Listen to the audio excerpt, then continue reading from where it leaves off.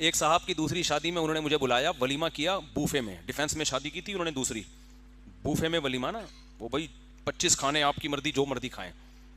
میں چلا گیا, میرے بہت قریبی دوست تھے, بڑے خوشی خوشی مل رہے ہیں نا ہر ایک سے, السلام علیکم میری شادی ہوئی ہے, السلام علیکم. مجھے پتا تھا کہ جب اس کی بیوی کو, ان کو بیوی کو پتا نہیں تھا سسرال کو, پہلے میں لوگوں سے کہہ رہا تھا یہ جتنا ابھی یہ چمک رہا ہے نا, یہ اس کی حالت دیکھنا ایک ہفتے بعد.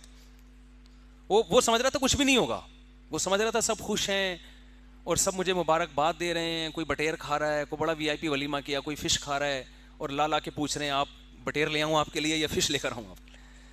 تو لوگ بڑی حسرت سے اس کو دیکھ رہے تھے, یار مفتی صاحب آپ کے بیان سن کے اس نے شادی کی اور دیکھیں کیسا چہرہ چمک رہا ہے. دولہا بھی بڑا تھوڑا ہینڈسم تھا, تو کیسا چہرہ چمک رہا ہے. میں نے کہا ابھی اس کو پتہ نہیں ہے بیچارے کو اس کے ساتھ ہونے والا کیا ہے. یہ جتنی توقعات لے کے بیٹھا ہوا ہے نا کہ ری ایکشن ہوگا, اس سے 20 گنا زیادہ ہوگا ری ایکشن. اور یہی ہوا یہ کہ جب اس کا ولیمہ ختم ہوا, ہنسی خوشی زندگی کے جب دن شروع ہونے والے تھے نا اس کے گھر میں پتہ چل گیا کہ جی محترم ایک اور شادی. اچھا اس نے شادی بھی کی طلاق یافتہ بچوں والی سے. جب اس پتہ چلا ہے نا, 3 دن چھپنے کے لیے میں نے اس کو کمرہ دیا ہے یہاں پہ.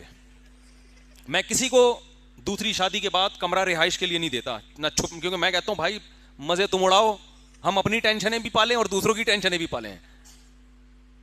بھائی ہماری اپنی ٹینشنیں کم ہیں, ہم ہر دوسرا شادی کرنے والی کی ٹینشن بھی ہم لیں, ہمارے اپنے تو نمٹنے دو ہمیں.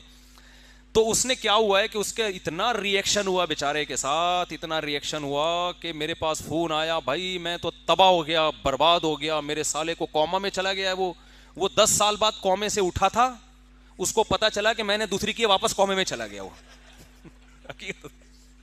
کہہ رہے 10 سال تک کومے میں تھا, آج ٹھیک ہوا تھا. جیسے ہی ٹھیک ہوا اس کو اطلاع ملی کہ تمہارے بہنوں نے دوسری شادی کی, واپس کومے میں چلا گیا. وہ بھی میرے کھاتے میں ڈال دیا کہ تیری وجہ سے کومے میں گیا. وہ سسر صاحب نے جو کچھ ہوتا ہے وہ بتانے کی, کر کے دیکھو تو پتا چلے گا. اتنا ٹینشن میں آیا ہے بیچارہ کہ مجھے فون کیا اس نے, مفتی صاحب میں بہت پریشان ہوں اور میں سوچ رہا ہوں کہ میں چھوڑ دوں, میں دوسری کو چھوڑ دوں یا کیا. میں نے کہا نہیں, دیکھو چھوڑنے والا کام نہیں کرو. اب ہر آدمی اس کو کوئی تسلی دے نہیں رہا, جس کے پاس جائے لوگ اسے کہتے ہیں کہ ہاں میں نے منع نہیں کیا تھا ہماری نہیں سنی نا, یہی ہوگا.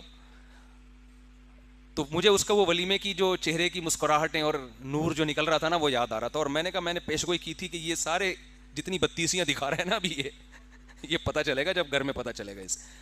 بالآخر جب بہت زیادہ بیچارے کی حالت, کیونکہ میری سلام دعا بھی تھی. اچھا ہاں سوری, میں نے اس کو ترغیب نہیں دی تھی دوسری شادی کی, یہ مجھے یاد آیا, میں نے کوئی ترغیب نہیں دی تھی, وہ انہوں نے خود سے کی تھی.